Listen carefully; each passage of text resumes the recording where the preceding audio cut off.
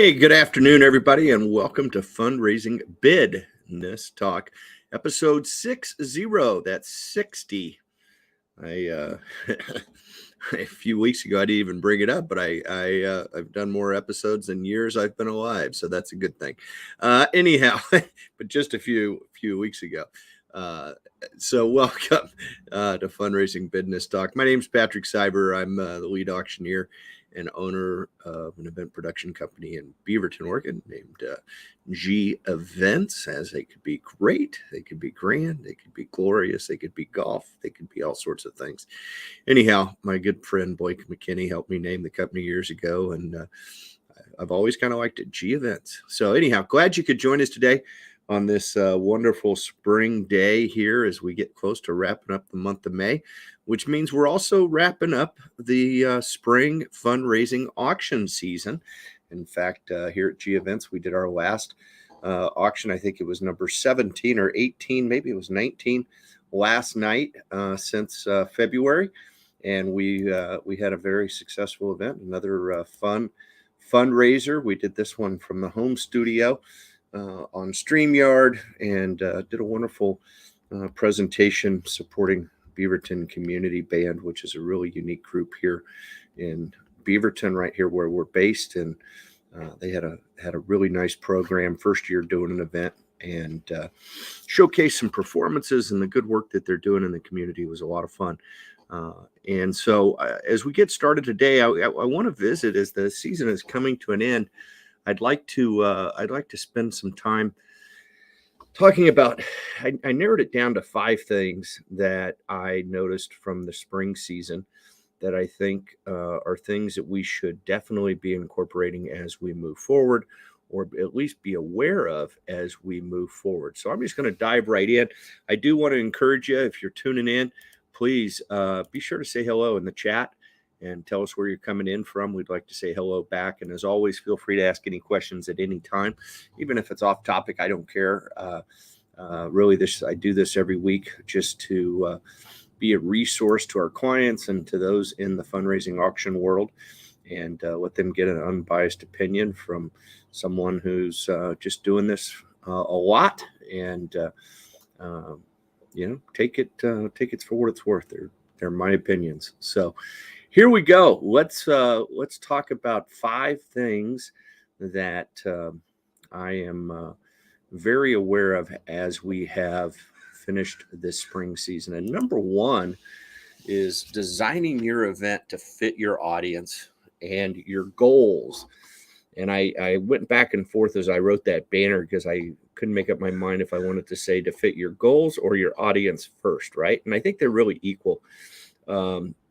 Because I don't think you're going to accomplish what you want to accomplish if you don't prioritize those 2 things. And what do I mean by design to fit your audience? What I mean is design your event, right?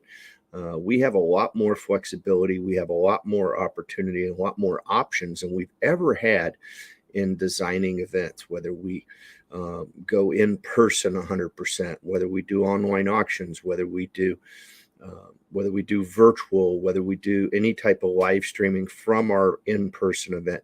There's so many different formats out there today. Do we allow simulcast bidding in our live auction? I mean, there's so many different options for folks out there, and I think the important thing is to design the event that fits your audience. What does your audience want to do, right?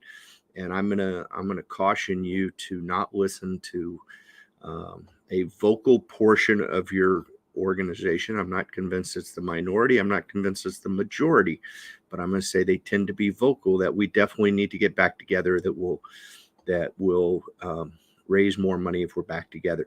And I think that in some cases that's absolutely 100% true. In other cases, I would say no, it's not. It's I saw both. I saw both ways work and not work this spring. And I saw people who had aggressive goals for attendance and did not meet them. And they had made decisions in designing their event to forego maybe some virtual or online elements because they were convinced that they were going to see a large audience, and they flat didn't get those people.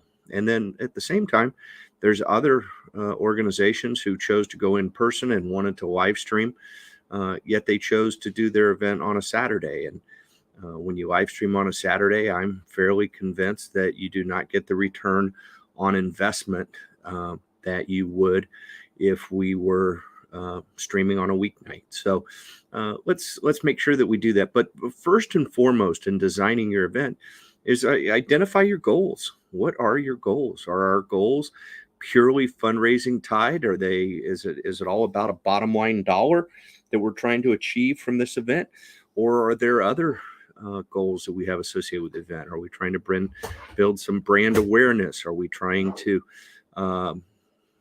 grow our donor base?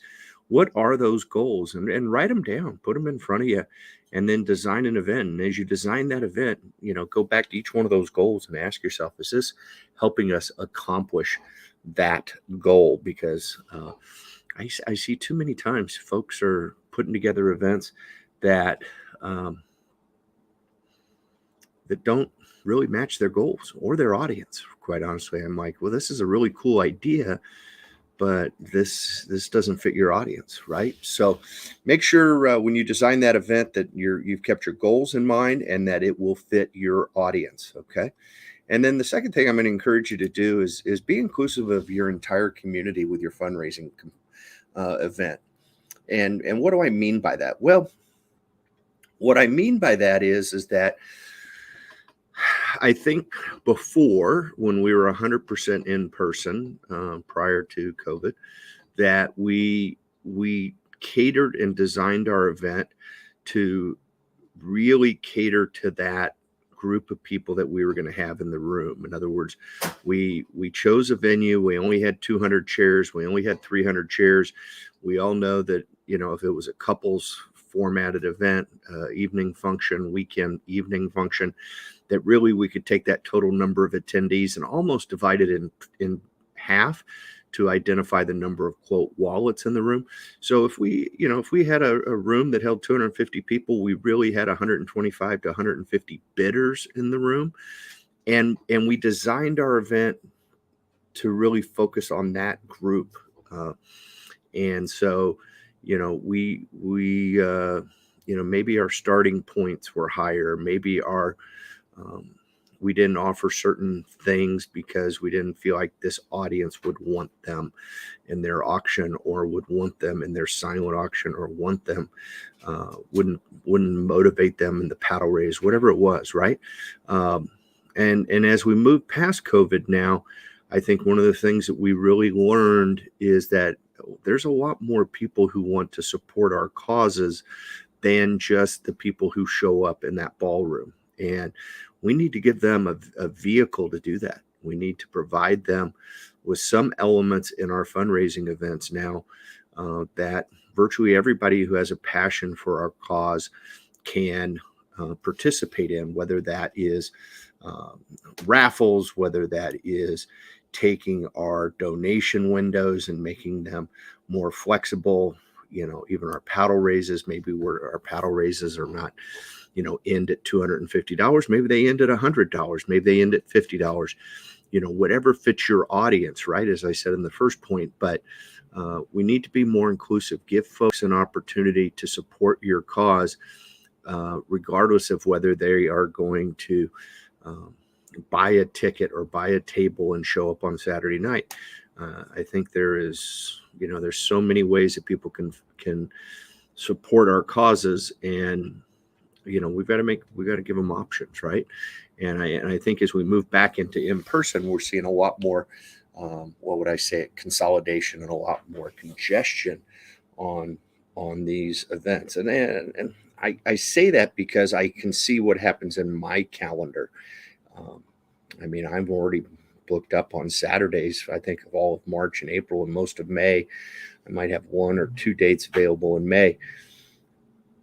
And I'm also seeing a lot of weeknight events like we've been doing a lot of during COVID. So the fact that, I'm turning away more events than I've ever turned away, just because there's such a demand for people wanting to get back together and have fundraising events. And so I think when you put yourself in the shoes of the donor, that there can be conflict from a standpoint of I can only be at one event on Saturday night. Is there a way for me to support that second event with a donation, with an online auction? What is there? So when you create that event, when you design that event, be inclusive of your entire community, whether it's people who traditionally wouldn't come to your in-person event, or maybe it's people who would come to your in-person event, but they're going to have a conflict that night because of another event in town. Make sure that you have options for folks to support. And some people, like to see, they're not into just straight cash donations, but they will more than happy to help you raise money, whether it's a raffle, if it's available in your state or not, whether it's wine walls, whether it's, whatever it is, different things to help you raise some money. And make sure you're inclusive of your entire community, and try to minimize the barriers to entry to support your organization. The next one that sticks out to me that I've said all along, and I'm going to reiterate it here, is that online auctions are here to stay. Plain and simple. I think that, prior to COVID, we talked a lot about online, and that it was kind of a cool, trendy thing. But there was a lot of our clients who were pretty adamantly opposed to it because they did not want their guests to be staring at their phone. I think we overcame that because we learned that we don't keep them open.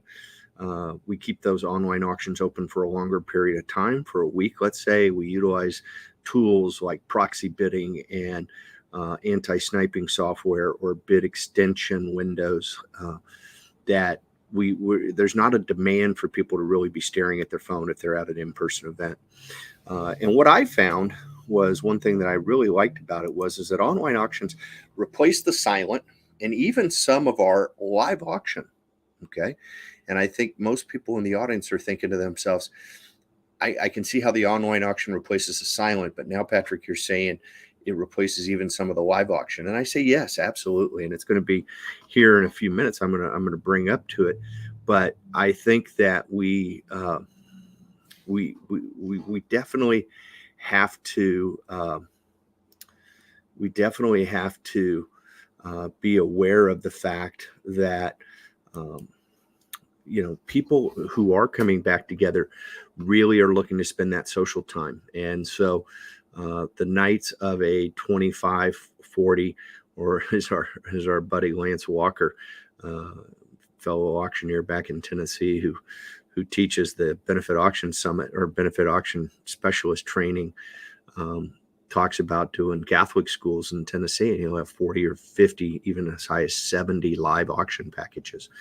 And I just choke when I think about it, how long that takes and how many people have to be bored out of their mind by the time we get there, right? So one of the things that I talk about now is that, with online auctions, hopefully we increase our number of bidders, and that is definitely an opportunity. Some groups capitalize, some groups don't.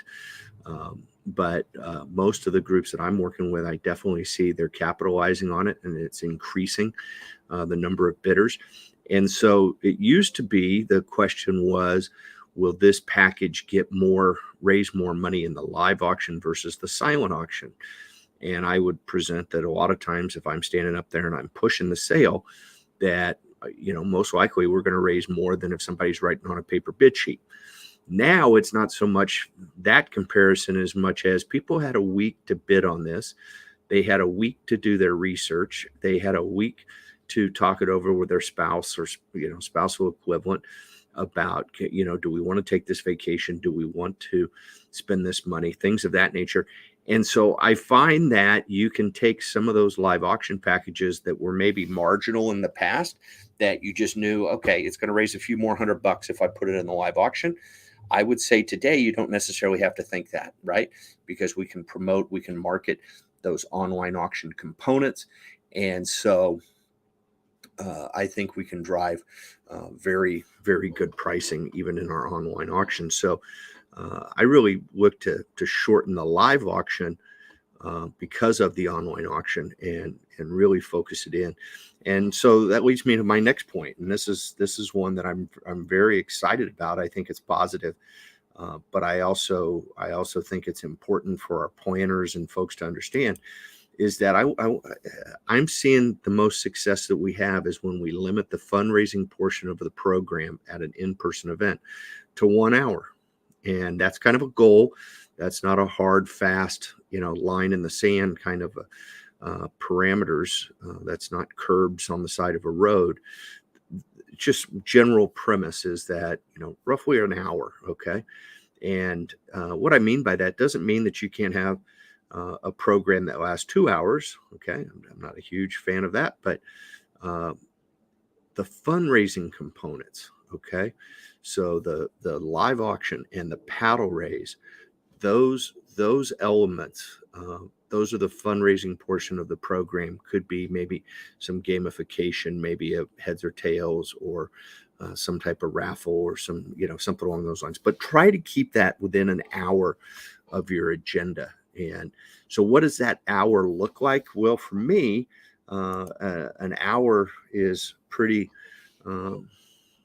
full, with 5 live auction packages and a paddle raise. And let's define the paddle raise a little bit, because different parts of the country who watch our show might be calling it something different. But a paddle raise could be a fund a need. It could be a special appeal.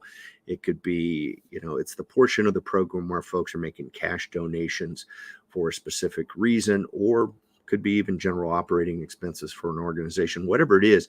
But it's when people are going to raise their paddle and make a cash donation. So, I would tell you that a traditional paddle raise, fund a need with, is going to take about 20 minutes with 5 to 6 levels of ask, right? In other words, at 5,000, 1,000, 500, 250, and 100, it's 5 different levels. That'll take about 20 minutes, right? And if we add in, let's say a 4 or 5 minute video or presentation prior to that to set the stage for that paddle raise, now you're looking at, somewhere in the 25-minute to almost half-hour range, right?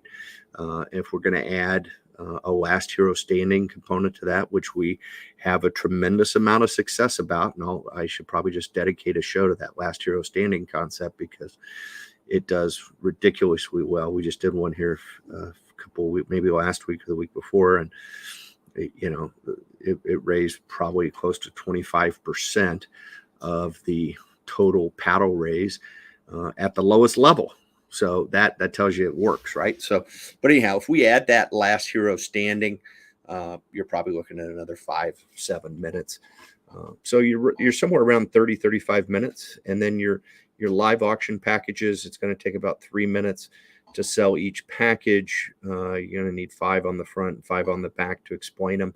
So all in and all done, you're looking at about 25 minutes. So 25 minutes on 5 live auction packages and a paddle raise at somewhere around 30 minutes, you're pretty set on an hour right there. Maybe throw in a dessert dash in the middle of that, something like that. But I would highly encourage you to think about limiting your overall fundraising portion of your program at your gathering event, whether it's gathering or if you're going to stream it, then that really fits well, because you're only going to stream that portion, that fundraising portion, or that 1 hour portion. That works well in the live stream component also, right? And then one of the things I want to drive this home really big is that the paddle raise is the most dollars per minute of the entire event, and folks need to allocate the appropriate preparation to it. I can't tell you how many times I go to committee meetings and we spend 30 minutes talking about picking up gift certificates for wine or a cake or it's unbelievable to me, all the different things. And all those things are wonderful when we put them in our online auctions and they raise money.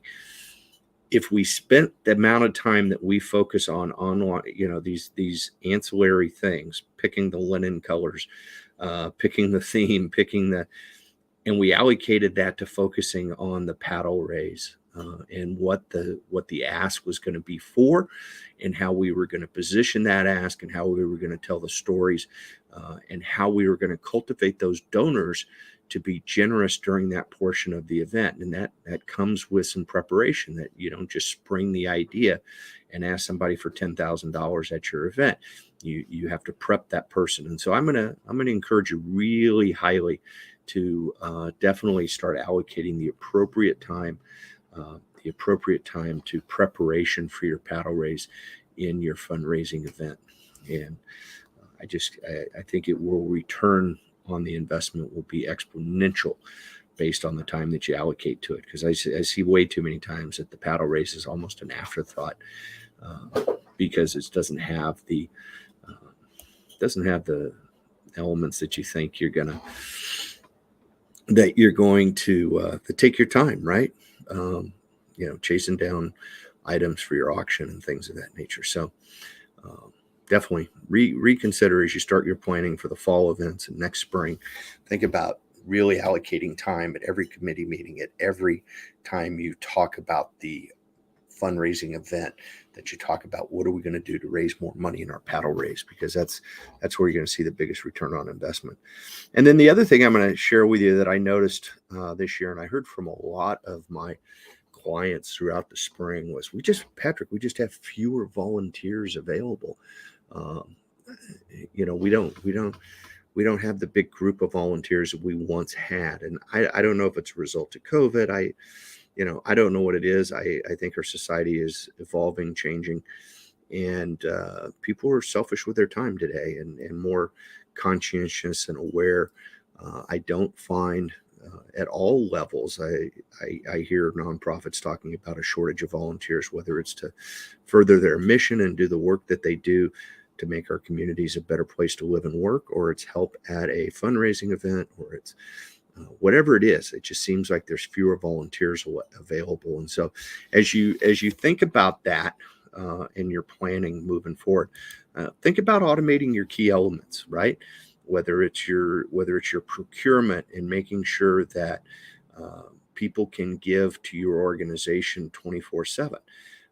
And when I say give, donate items for your auction, or donate cash donations, or purchase sponsorships, make those available on the auction website and make it really intuitive and friendly. Make it sales oriented. Okay. Now, I'm not going to tell you that, because your sponsorships are available on your website, that it doesn't still take a personal touch. But I think it's important that once you've had that personal touch, that it is easy for the person on the recipient end, the customer, to execute and to purchase or to donate those items. If there's some automation available, they can see your email and they can click on it, and they can do that when maybe you're not available to talk to them, or you're not available to stop by and pick up the item. And maybe more convenient for them that you're not standing in their lobby when they're trying to get work done that day. So automate some of those key elements and make it available. Maximize the use of your website, your auction software. I'm always going to encourage you, as we know, it wouldn't be a show if I didn't say it once. I'm going to say it again. Octria.com, go check it out. I'm going to tell you, they're the most flexible and can be custom designed and easily. It's intuitive.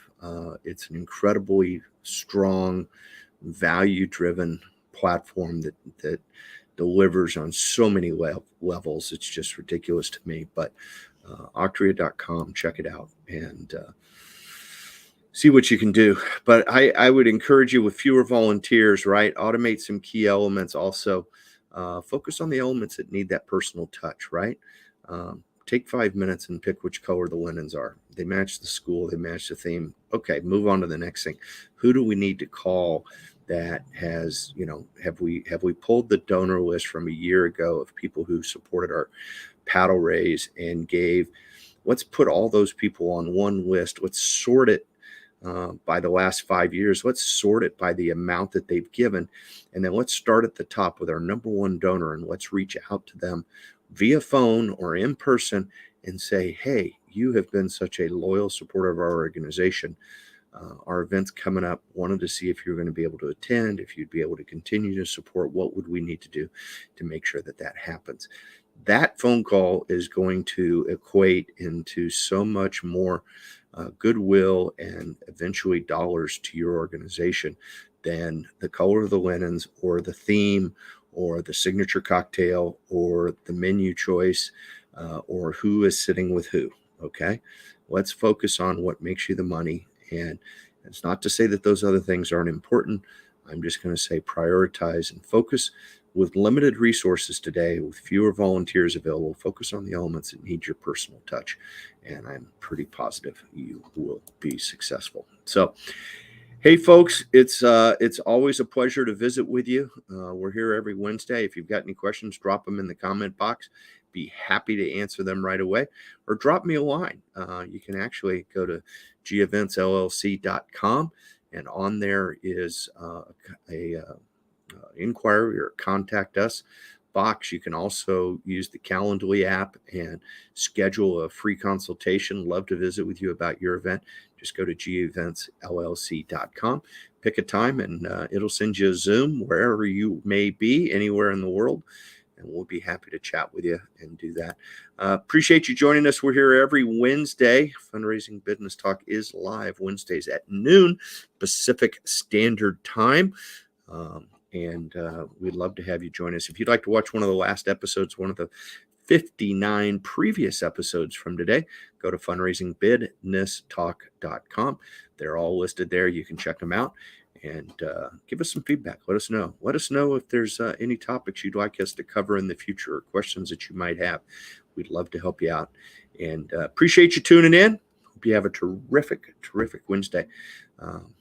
Remember, it's not where you start the bidding. It's where you finish. And always bid high and bid often. Have a great day, everybody. Bye-bye.